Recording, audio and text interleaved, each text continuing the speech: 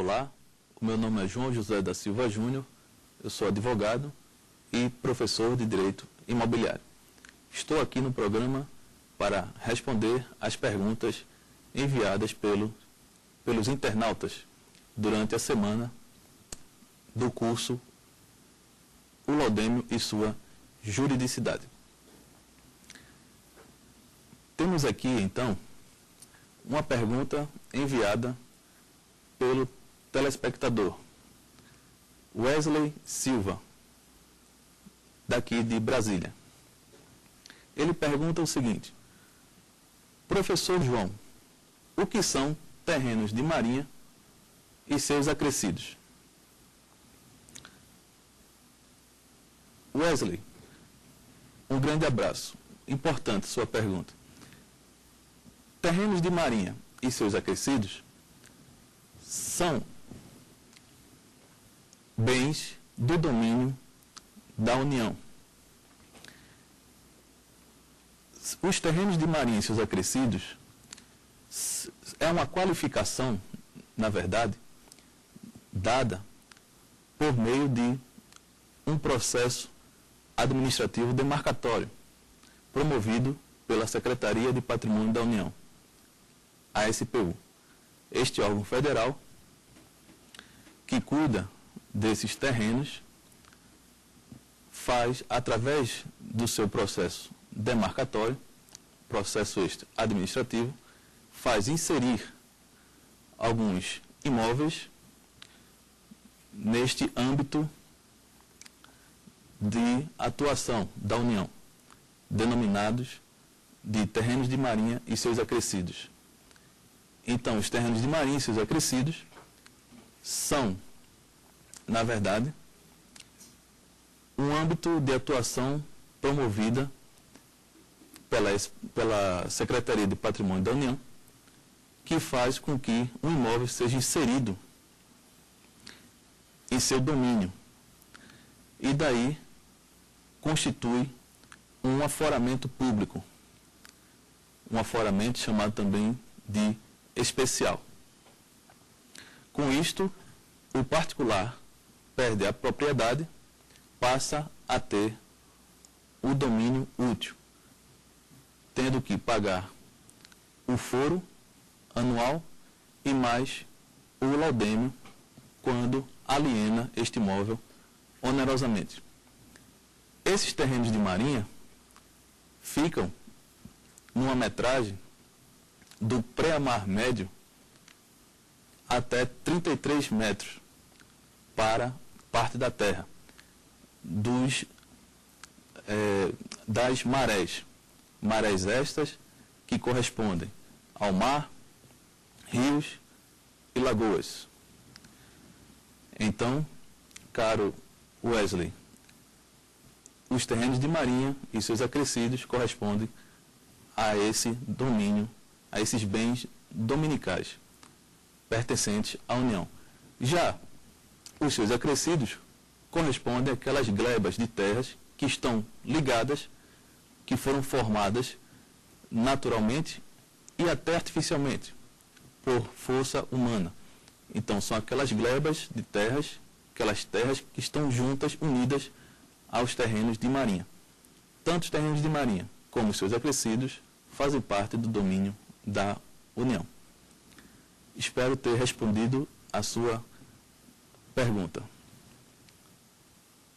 Vamos passar, então, para a próxima pergunta, enviada por Renato Costa, do estado do Rio de Janeiro. Ele pergunta: Professor, como posso saber se o meu imóvel encontra-se inserido em terrenos de marinha? Bem, meu caro Renato, para se saber como o seu imóvel está inserido em terrenos de marinha, necessário se faz ir à Secretaria de Patrimônio da União, do setor da Fazenda, a gerência regional da Secretaria de Patrimônio da União, cada estado tem a sua, então, no Rio de Janeiro, com certeza, também tem a sua, e, indo até lá, nessa gerência regional da Secretaria de Patrimônio da União, exigir a carta de aforamento, se o seu imóvel está inserido nos terrenos de marinha e seus acrescidos. Se ele comprovar que o seu imóvel não está, você deve ter essa comprovação através de uma certidão negativa de aforamento. Então, só indo na Secretaria de Patrimônio da União para se saber se o seu terreno está inserido neste âmbito de atuação da União, denominado terrenos de marinha e seus acrescidos. Bem, uma outra pergunta de um outro telespectador. Cleiton Messias, de Boa Vista, ele pergunta o seguinte: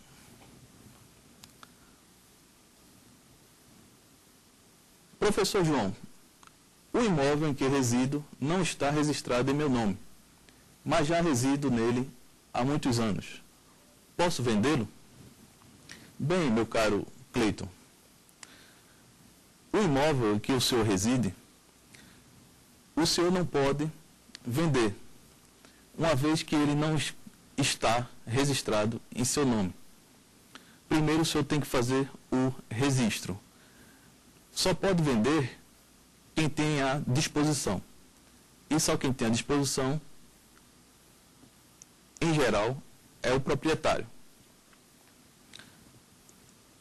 Nós vimos que o enfiteuta, através de um contrato de aforamento, também tem essa disposição. Porém, o senhor não me fala aqui se é enfiteuta. Como não está registrado em seu nome, não pode vendê-lo. Espero ter esclarecida esta indagação. Pois bem, vamos para uma próxima pergunta. Mais uma vez vinda do Rio de Janeiro, pelo senhor Yuri Mendes. Ele pergunta o seguinte: professor, o que é usucapião? Bem, meu caro Yuri, usucapião é uma das modalidades de aquisição da propriedade. Esta aquisição se dá de modo originário, porque ele não recebe de ninguém. Ele, na verdade, possui, ocupa a coisa. Então, o usucapião é um modo originário de aquisição da propriedade pela posse prolongada e outros requisitos previstos em lei.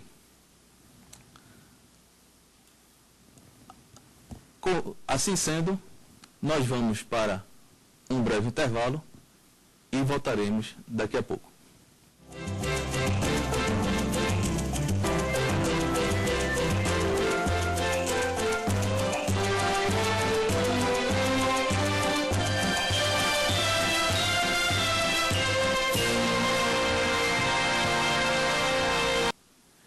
Bem, já estamos de volta no programa Saber Direito Responde.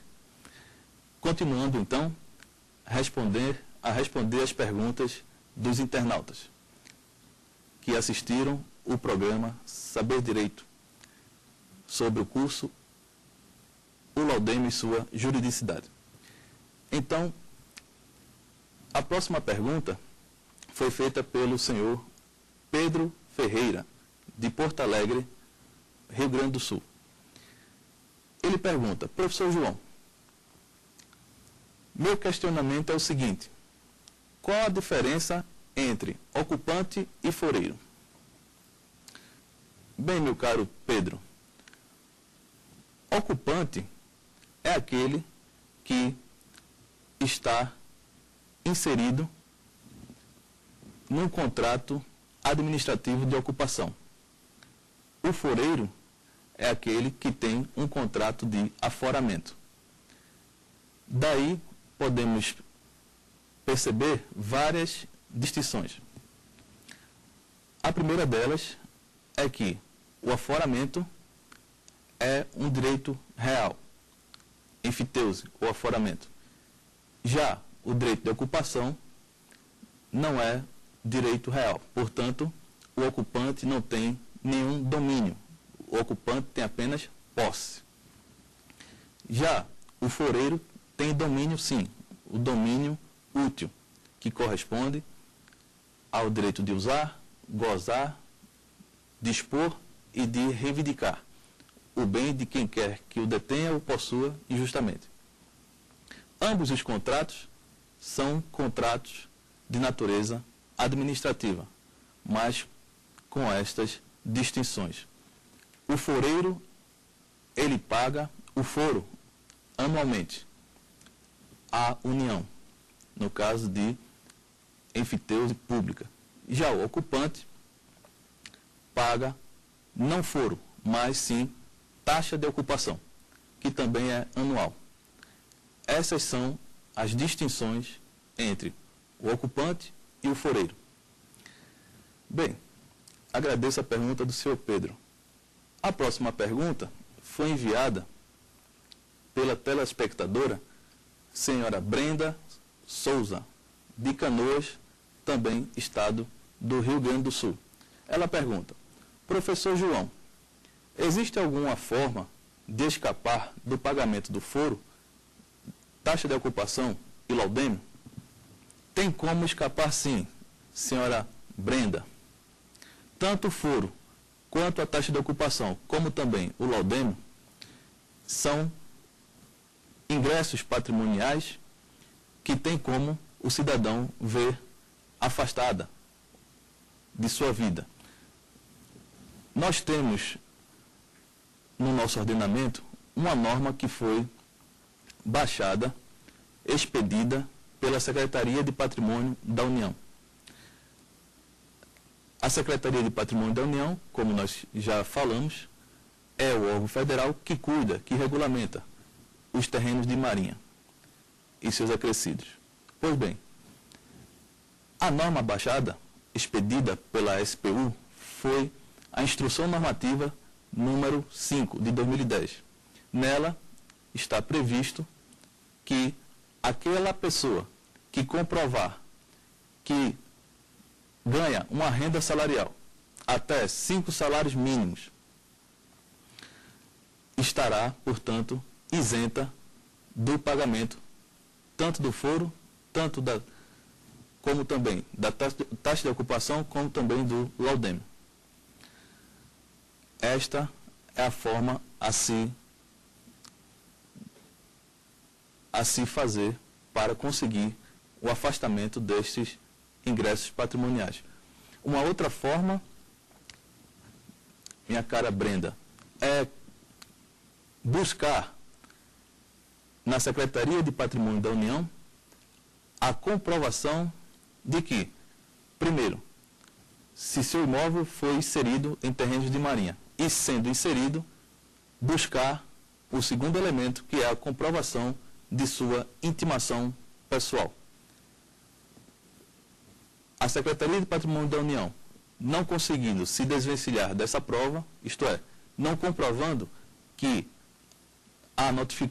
lhe notificou pessoalmente para que seu imóvel viesse a ser inserido nos terrenos de marinha e seus acrescidos, a senhora pode ir à Justiça e impugnar esta decisão que inseriu o seu imóvel no domínio da União. E daí a senhora, com certeza, terá grande chance, já que a jurisprudência está pacificada nesse sentido. Se não houve a notificação pessoal, também este ato decisório do processo demarcatório que inseriu o imóvel em terreno de marinha é nulo, de pleno direito, uma vez que violou os princípios do contraditório e da ampla defesa, princípios constitucionais. Bem, desta forma, vamos para um breve intervalo e daqui a pouco voltaremos.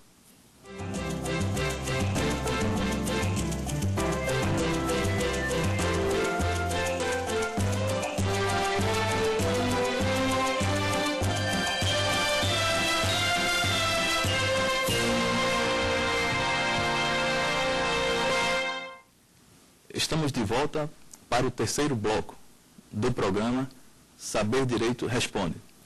Então, respondendo mais uma pergunta do internauta, vinda do senhor Fernando Nascimento, de Altamira, do estado do Pará. Ele pergunta o seguinte: olá, professor. Emprestei meu imóvel a uma pessoa da família, porque eu tive que sair do país a trabalho. Mas agora essa pessoa não quer me devolver. Ela tem direito à propriedade pela usucapião? Caro Fernando, não tem direito a usucapião, uma vez que essa posse ela é precária, portanto, viciada pelo vício da precariedade. Este vício, ele é o mais odioso, logo, ele nunca convalesce, ele nunca pode usucapir a sua propriedade, nunca terá direito a usucapir, portanto, nunca terá direito a ter a propriedade do seu imóvel. Uma outra pergunta, feita pela internauta senhora Maria Maciel, de Campinas, do estado de São Paulo. Ela pergunta o seguinte: professor João, eu sou obrigada a registrar no cartório de registro de imóveis o contrato de promessa de compra e venda para ter direito à propriedade? Senhora Maria, não tem obrigação de registrar o contrato de promessa de compra e venda do imóvel para ter direito à propriedade, uma vez que o contrato de promessa é um contrato preliminar, gera tão somente a obrigação de fazer um contrato definitivo. E o título, o contrato, no nosso direito, não transfere domínio, apenas obrigação. Portanto, a senhora não está obrigada a registrar esta promessa de compra e venda. Uma outra pergunta foi enviada pela senhora Ingrid Silvestre. Ela é de Americana, do estado de São Paulo. Ela pergunta o seguinte: professor João, o que significa condomínio edilício? Senhora Ingrid, condomínio edilício é uma modalidade de condomínio que quer dizer aquele condomínio composto por partes comuns e partes individuais. É o que nós temos, por exemplo, um apartamento, várias unidades autônomas, vários apartamentos no prédio. Neste condomínio, nós temos o solo, bem como outras partes comuns, como uma piscina, como um campo de futebol, enfim, é aquele condomínio constituído por partes comuns e individuais. Este é o condomínio edilício. Ele é tratado, regulado pelo novo Código Civil. Bem, uma outra pergunta nós podemos verificar do senhor Carlos Vidal. Ele é da cidade de Blumenau, estado de Santa Catarina. Ele pergunta o seguinte: olá, professor, sou locatário de imóvel e gostaria de saber se eu tenho direito de preferência na compra. Bem, meu caro Carlos, o direito de preferência do locatário está previsto na lei locatícia. Esse direito de preferência está condicionado a alguns requisitos. O instrumento de contrato locatício deve estar averbado à margem da matrícula do imóvel. Estando averbado na matrícula do imóvel, o senhor terá, sim, o direito de preferência na compra. Se não estiver averbado, resta ao senhor apenas perdas e danos. Comprovar que, por falta da preferência que não foi lhe dada, o senhor teve prejuízos em sua vida privada. E aí, sim, o senhor terá direito a uma indenização. Caso contrário, se estiver averbado na matrícula do imóvel, o senhor terá direito à preferência. Se não, resta-lhe apenas perdas e danos. Bem, essas foram as perguntas enviadas pelos internautas. Agradeço a todos os telespectadores